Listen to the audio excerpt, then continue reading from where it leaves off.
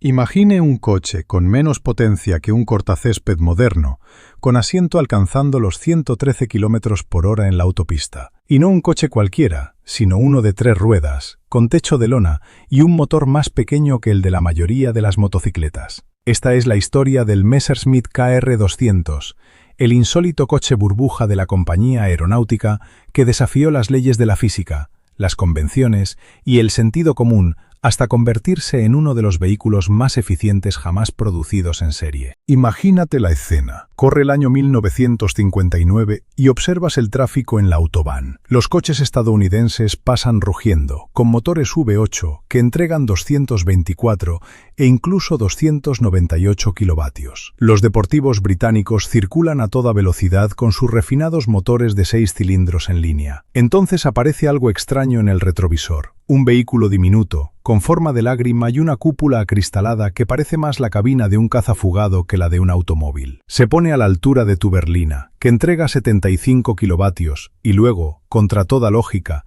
empieza a adelantarte. Pisas el acelerador a fondo, pero aquel estrafalario artefacto de 3 ruedas, con su motor de máquina de coser, sigue alejándose. Acaba de adelantarte un Messerschmitt KR200, con sus apenas 27 kilovatios. El KR200 no debería haber existido. Tras la Segunda Guerra Mundial, Messerschmitt, la empresa que había fabricado los cazas más temidos de la Luftwaffe, tenía prohibido producir aviones. Sus fábricas permanecían vacías, sus ingenieros estaban sin trabajo y su experiencia en aerodinámica y construcción ligera parecía no servir de nada en tiempos de paz. Pero aquí es donde la historia se pone interesante. Mientras otros fabricantes construían automóviles de la forma tradicional, con pesadas carrocerías de acero, grandes motores y 4 ruedas, Messerschmitt abordó el problema como si estuviera diseñando un caza que, por casualidad, debía circular por carretera. Para entender cómo un motor de 191 centímetros cúbicos podía impulsar esta máquina hasta alcanzar velocidades que dejaban en ridículo a automóviles de verdad, tenemos que remontarnos a 1952. Alemania aún se estaba reconstruyendo tras la guerra. La gasolina era cara y estaba racionada. La mayoría de la población no podía permitirse un automóvil y quienes sí podían afrontaban unos gastos de combustible que harían parecer generosos los precios actuales. El gobierno alemán había creado una categoría especial de vehículos, el Kabinenroller o scooter de cabina. Podía acogerse a ella cualquier vehículo de 3 ruedas con un motor de menos de 250 centímetros cúbicos. Así evitaba los elevados impuestos aplicados a los automóviles y solo exigía un permiso de conducción para motocicletas. Entonces entró en escena Fritz Wendt, un ingeniero aeronáutico que fabricaba vehículos para veteranos de guerra heridos y discapacitados. Había desarrollado la idea de un scooter cerrado que protegiera a sus ocupantes de las inclemencias del tiempo, sin renunciar a la eficiencia de una motocicleta. Necesitaba un fabricante con experiencia en estructuras ligeras y aerodinámica. Necesitaba a Messerschmitt. Lo que Wendt y Messerschmitt crearon contradecía todo lo que Detroit sabía sobre la fabricación de automóviles. El vehículo entero pesaba apenas 230 kilogramos, menos que el motor por sí solo de muchos coches estadounidenses. La carrocería no era de acero, sino que constaba de una estructura espacial tubular revestida con paneles de aluminio y tela. Su silueta no era una caja, sino una lágrima perfecta, perfeccionada en los mismos túneles aerodinámicos donde se habían probado los cazas Bf-109. Su coeficiente de resistencia aerodinámica era de 0,35, mejor que el de la mayoría de los automóviles actuales, pese a las décadas de avances y al uso del modelado informático. En 1959, cuando un Cadillac Eldorado ofrecía la aerodinámica de la puerta de un granero, con un coeficiente de resistencia de 0,48, el KR200 atravesaba el aire como si hubiera sido diseñado para volar. La ingeniería era revolucionaria por su sencillez. El motor de 2 tiempos Fichtel-Isach de 191 centímetros cúbicos iba instalado detrás del asiento trasero y transmitía directamente la potencia a las ruedas posteriores mediante una caja de cambio secuencial de 4 velocidades, sin diferencial, sin árbol de transmisión y sin una compleja cadena cinemática. El motor entregaba 7,5 kilovatios a 5.250 revoluciones por minuto. ¿Pero no habíamos hablado de 26,8 kilovatios? Ahí está lo fascinante. Messerschmitt calculaba la potencia de sus motores de forma distinta al resto, mediante una fórmula fiscal alemana que arrojaba una potencia teórica. La potencia real era de 7,5 kilovatios, pero la eficiencia con la que se transmitía era inaudita. La suspensión procedía directamente de los trenes de aterrizaje de los aviones. Delante, brazos oscilantes orientados hacia adelante con muelles de goma. Detrás, semiejes oscilantes. Sin pesados muelles de acero ni complejos sistemas hidráulicos. La dirección empleaba un manillar conectado directamente a la rueda delantera mediante un sencillo mecanismo de cremallera. Al girar el manillar, giraba la rueda. El radio de giro era de 4,0 metros, más cerrado que el de un taxi londinense. El coche podía literalmente pivotar sobre su eje trasero. Pero el verdadero golpe de genialidad estaba en la carrocería. Aquella cúpula no era un simple adorno. Era una cubierta aeronáutica de plexiglas, articulada en un lateral que ofrecía visibilidad de 360 grados sin apenas añadir peso. Los asientos estaban dispuestos en tándem, con el conductor delante y el pasajero justo detrás, como en un avión de combate, lo que permitía reducir al mínimo la superficie frontal. Cuanto menor era esa superficie, menos aire había que desplazar. Además, los bajos eran completamente lisos, una solución que los fabricantes generalistas tardarían décadas en adoptar. Hablemos de la marcha atrás, porque es una de las soluciones de ingeniería más disparatadas que jamás hayan llegado a fabricarse en serie. El KR200 no tenía marcha atrás en el sentido tradicional. Para retroceder, había que apagar el motor, girar la llave de contacto en sentido contrario y volver a arrancarlo para que funcionara al revés. El motor de 2 tiempos marchaba igual de bien en sentido inverso y permitía retroceder utilizando sus 4 velocidades. Sí, en teoría se podían alcanzar los 113 km por hora marcha atrás, aunque Messerschmitt lo desaconsejaba tajantemente. Los conductores no tardaron en aprender a aparcar de manera estratégica. Las cifras siguen pareciendo imposibles incluso hoy. El consumo oscilaba entre 3,4 y 2,8 litros cada 100 kilómetros, y algunos propietarios afirmaban haber bajado de 2,6 litros cada 100 kilómetros en condiciones ideales. El depósito, con 15 litros de capacidad, ofrecía una autonomía de 483 kilómetros, superior a la de muchos híbridos modernos. La velocidad máxima estaba limitada electrónicamente a 113 kilómetros por hora, aunque las versiones modificadas podían superar los 129. La aceleración de 0 a 48 km por hora se completaba en unos respetables 8 segundos, mientras que alcanzar los 97 exigía unos tranquilos 36 segundos. Pero esa es la clave. En el tráfico urbano, aquella rápida aceleración inicial era todo lo que hacía falta. La producción comenzó en 1955 en la fábrica de Messerschmitt en Regensburg, la misma planta donde una década antes se habían fabricado los cazas Bf-109. La cadena de montaje no se parecía a ninguna otra de la industria automovilística. Los trabajadores, formados en la construcción aeronáutica, fabricaban cada vehículo con la precisión que exigía la aviación. Las separaciones entre paneles se medían en milímetros. El bastidor tubular se soldaba con técnicas desarrolladas para estructuras aeronáuticas. Los estándares de control de calidad procedían de la aviación, no de la industria del automóvil. El KR200 despertó el escepticismo de los fabricantes de automóviles tradicionales y de los medios. ¿Cómo podía ser seguro aquel extraño vehículo de 3 ruedas? ¿Cómo iban a bastar 7,5 kilovatios? ¿Quién compraría algo que parecía salido de una película de ciencia ficción? Al parecer, los directivos de BMW se rieron cuando lo vieron por primera vez y lo descartaron como un juguete. Volkswagen, en pleno auge gracias a las ventas del escarabajo, lo ignoró por completo. La prensa del motor lo calificó de todo, desde trampa mortal hasta futuro del transporte, a menudo en una misma reseña. Pero la reacción del público fue muy distinta. En 1956, su primer año completo de producción, Messerschmitt fabricó el KR200 durante todo el año. Para 1957, la producción ya superaba las 10.000 unidades anuales. Llegaron pedidos de toda Europa, con ventas especialmente fuertes en Suiza, Suecia y, sorprendentemente, Gran Bretaña. En 1964, la producción acumulada había alcanzado las 40.246 unidades. Pedro Luis Eymerich fabricó otras 12.000 bajo licencia en España hasta 1969. El KR200 atrajo a una mezcla ecléctica de compradores. A los estudiantes les encantaba su bajo precio de compra, unos 2.100 marcos alemanes, aproximadamente la mitad de lo que costaba un Volkswagen Beetle. Los jóvenes profesionales valoraban su bajo consumo y la facilidad para aparcarlo. Sin embargo, y contra todo pronóstico, fueron los excéntricos adinerados quienes se convirtieron en sus defensores más fervientes. Elvis Presley tuvo un KR200 durante su servicio militar en Alemania. El millonario suizo y coleccionista de automóviles Fritz Schlumpf incorporó varios ejemplares a su museo, y el piloto John Surtees utilizaba uno como vehículo de diario entre carrera y carrera. Su influencia en la ingeniería trascendió ampliamente las cifras de ventas. Las técnicas de construcción monocasco desarrolladas en el KR200 aparecieron después en el Mini original.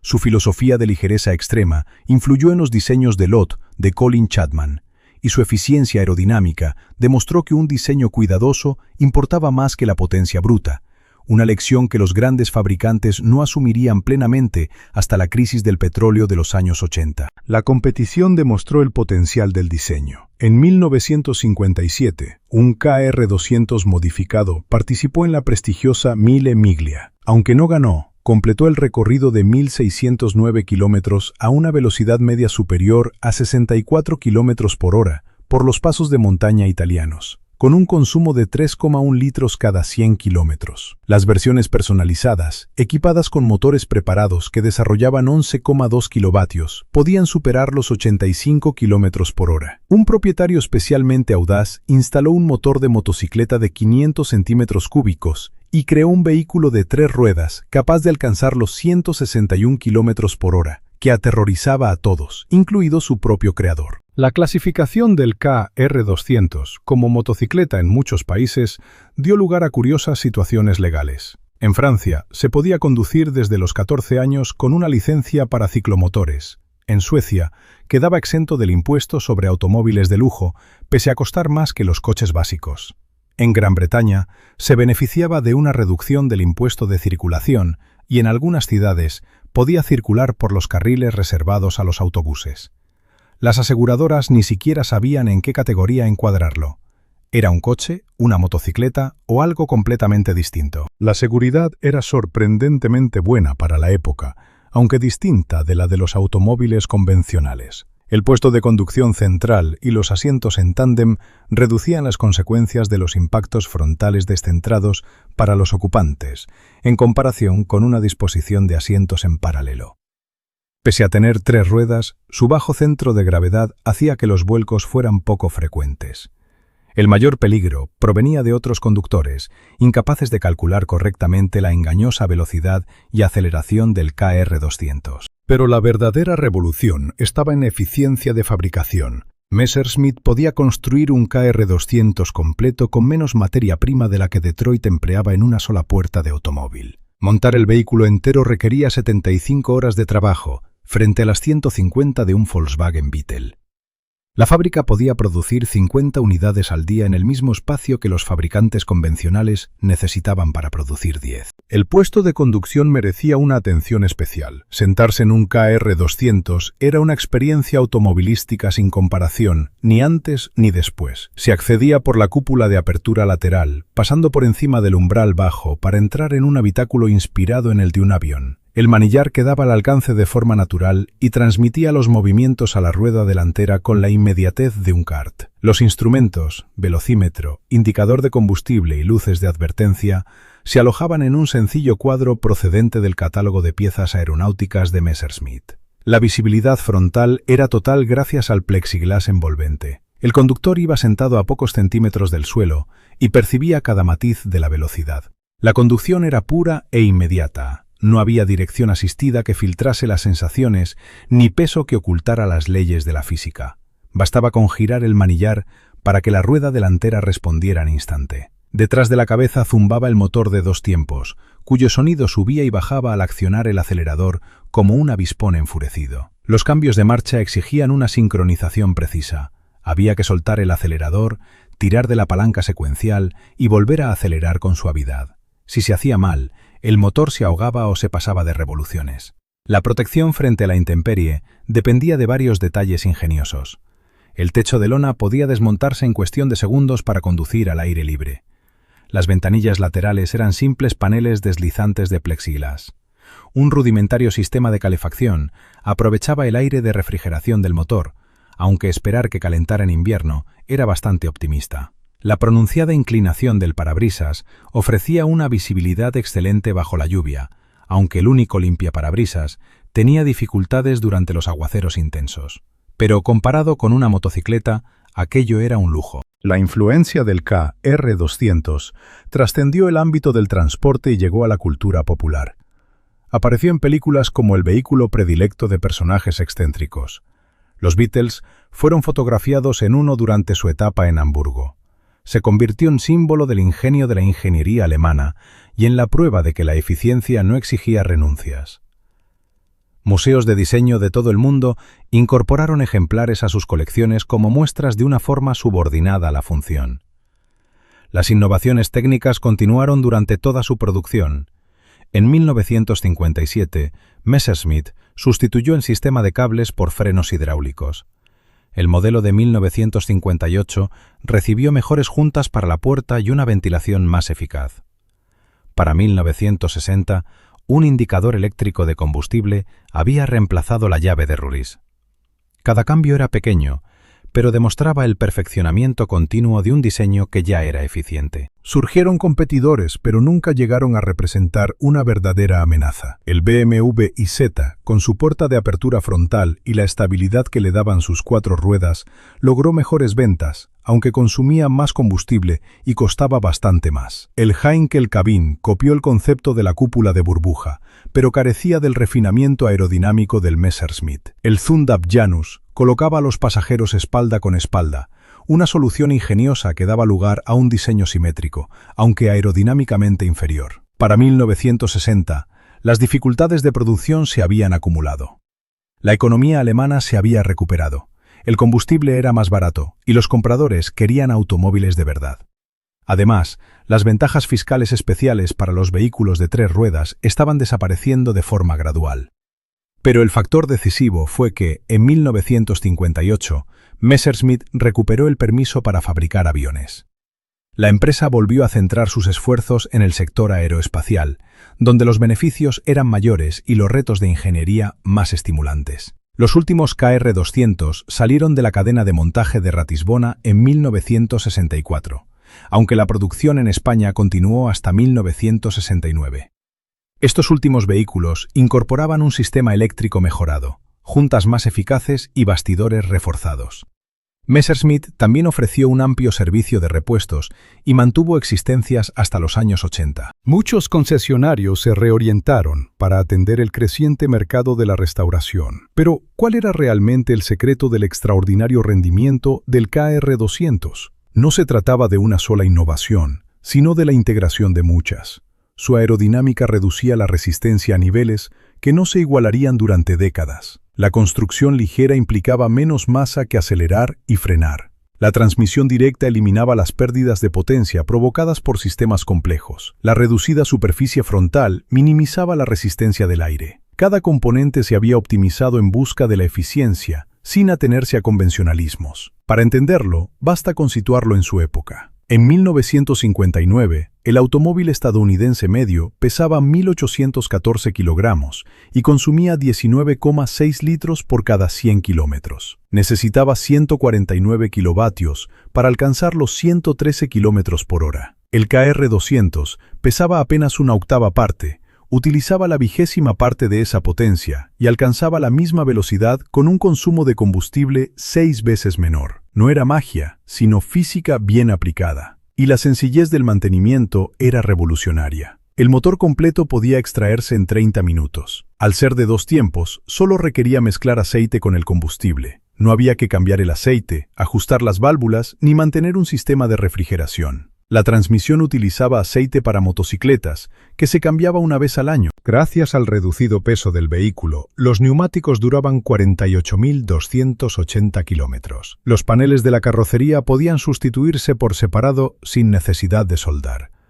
Un propietario con los conocimientos adecuados podía realizar todo el mantenimiento rutinario con herramientas básicas.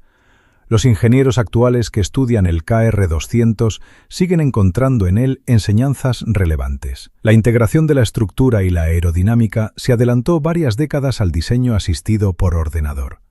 Sus técnicas de optimización del peso aparecen en los monoplazas de Fórmula 1, y la eficiencia de la transmisión directa influyó en el diseño de vehículos eléctricos. Incluso la controvertida solución para la marcha atrás demostró que un enfoque poco convencional podía resolver problemas complejos de forma sencilla. Los KR200 supervivientes se han convertido en codiciadas piezas de colección. Los ejemplares en estado impecable superan los $30.000, 15 veces su precio original ajustado a la inflación. Hay especialistas en restauración por todo el mundo que reproducen piezas conforme a las especificaciones originales. Los clubes organizan concentraciones en las que convergen cientos de microcoches burbuja, cuyos motores de 2 tiempos crean una sinfonía de eficiencia. El KR200 demostró que el transporte no requería excesos. En una época de gigantismo automovilístico, Messerschmitt demostró que el ingenio podía suplir la falta de recursos. Combinó la experiencia de una empresa aeronáutica, el motor de una motocicleta y la visión de un diseñador para crear algo que, en teoría, no debería haber funcionado, pero que funcionó de manera brillante. Hoy, mientras los fabricantes persiguen la eficiencia mediante la complejidad, sistemas híbridos, materiales exóticos y controles electrónicos, el KR200 nos recuerda que la elegancia nace de la sencillez. Cada superficie cumplía una función. Cada componente justificaba su peso. Cada decisión de diseño daba prioridad a la eficiencia. No pretendía ser un automóvil, pretendía ser el vehículo cerrado más eficiente posible. El impacto medioambiental también merece reconocimiento. A lo largo de su producción, los KR200 ahorraron en conjunto unos 189 millones de litros de combustible frente a automóviles convencionales que recorrieran la misma distancia. El uso mínimo de materiales supuso menos extracción minera, menos procesamiento y menos residuos. Y su longevidad, muchos siguen funcionando después de 65 años, demuestra que era un diseño sostenible antes incluso de que existiera el término. Pensemos en lo que logró Messerschmitt. Partió de una empresa a la que se había prohibido ejercer su actividad principal, de ingenieros formados para la guerra y de instalaciones concebidas para la destrucción, y lo reconvirtió todo para crear el medio de transporte personal más eficiente de su época. Demostró que las limitaciones estimulan la creatividad, que menos puede ser más, y que una ingeniería bien concebida se impone a la fuerza bruta. El KR200 encarna una concepción del transporte que hoy tiene más vigencia que nunca. Planteaba preguntas fundamentales. ¿Cuánto automóvil necesitamos realmente? ¿Cuánta potencia es suficiente? ¿Qué consumo de combustible resulta aceptable? Las respuestas de Messerschmitt fueron radicales entonces y siguen siendo relevantes hoy. En una época dominada por todocaminos de 373 kilovatios y vehículos eléctricos que pesan 2.268 kilogramos, la proeza del KR200 parece casi imposible. Un triciclo con techo de lona y la potencia de una motocicleta grande, capaz de alcanzar velocidades de autopista y consumir menos combustible que cualquier vehículo moderno sin propulsión híbrida. No fue fruto de una tecnología revolucionaria, sino de la aplicación incansable de los principios aeronáuticos al transporte terrestre. Su legado pervive en lugares inesperados. El equipo de aerodinámica de Mercedes-Benz conserva un KR200 en sus instalaciones como fuente de inspiración. Los ingenieros de Tesla estudiaron sus técnicas de construcción ligera. Y el Volkswagen XL1, con un consumo de 0,9 litros cada 100 kilómetros, sigue su modelo de aerodinámica extrema y peso mínimo. Cada vez que un ingeniero se pregunta si un componente es realmente necesario, está aplicando la filosofía de Messerschmitt. El Messerschmitt KR200 sigue demostrando que para innovar no hacen falta presupuestos ilimitados ni tecnología de vanguardia. Hacen falta ideas claras, disposición a hacer concesiones y valor para desafiar las convenciones. En 1959, una diminuta empresa alemana creó, con técnicas aeronáuticas y un motor de 2 tiempos, algo que todavía hoy asombra a los ingenieros. Demostró que, con un diseño adecuado, una potencia real de 7,5 kilovatios, aunque la optimista clasificación fiscal teórica alemana la cifraba en 26,8 kilovatios, bastaba para poner en evidencia automóviles 10 veces más potentes. ¿Cuál es el vehículo más eficiente que has conducido? ¿Has visto alguna vez en persona una de estas máquinas extraordinarias? Cuéntamelo en los comentarios y no olvides suscribirte para descubrir más historias de prodigios de la ingeniería que cambian para siempre el transporte.